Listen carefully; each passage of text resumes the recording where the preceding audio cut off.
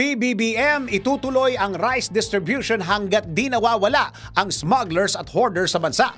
Matatanda ang viral sa social media ang pamimigay ni Pangulong Ferdinand Bongbong Marcos Jr. ng mga nakumpiskang smuggled rice sa mga mahihirap na pamilya.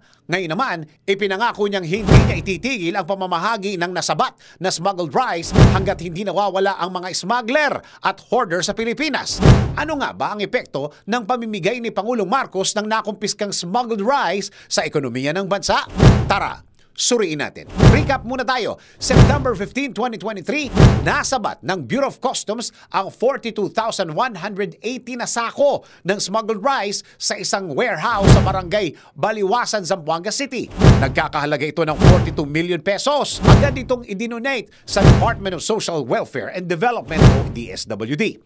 September 19, 2023, pinangunahan ni Pangulong Marcos Jr. ang pamimigay ng nakumpiskang sako-sakong bigas sa beneficiaries ng Pantawid Pamilyang Pilipino Program o 4Ps sa Zamboanga, Sibugay. Bawat beneficiary ay nakakuha ng 25 kilos na bigas. Hindi lang sa Zamboanga, Sibugay ang nakinabang dito. Naipamahagi na ang smuggled rice sa iba't ibang bahagi ng bansa. Kabilang na ang Zamboanga City, Cavite, Camarines Sur, Manila, Surigao del Norte, Dinagat Islands at Taguig. Sa kanyang speech, kasabay ng rice distribution sa San Jose, Dinagat Islands noong September 29, 2023, idiniin ni Pangulong Marcos na temporary man ang pamimigay ng bigas pero isa ito sa mga hakbang para balansihin at patatagin ang presyo ng bigas sa merkado.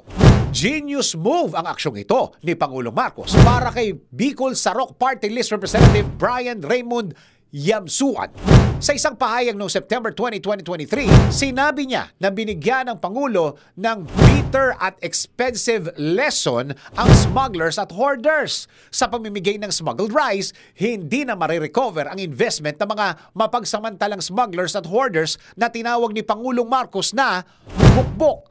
Nawawala ng purpose ang mga gahamang bukbok na ipagpatuloy ang iligal nilang gawain dahil wala naman silang napakinabangan sa pamimigay ng libre sa mga ipinuslit at itinambak na bigas. Para sa Pangulo, unacceptable at walang lugar sa bagong Pilipinas ang mga nananabutahe ng ekonomiya.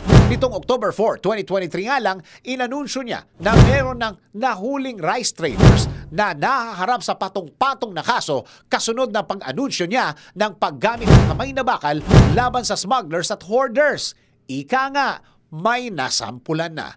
Hanggat hindi nawawala ang mga nananabutahe ng ekonomiya ng bansa, makakaasa tayong nariyan pa rin ang suporta at tulong ni Pangulong Marcos at sa mga lubos na nangangailangan. Ikaw, agree ka ba sa plano ni Pangulong Marcos na ituloy ang rice distribution ng nakumpiskang bigas hanggat hindi nawawala ang smugglers at hoarders sa bansa? DWIZ Research Report. Report.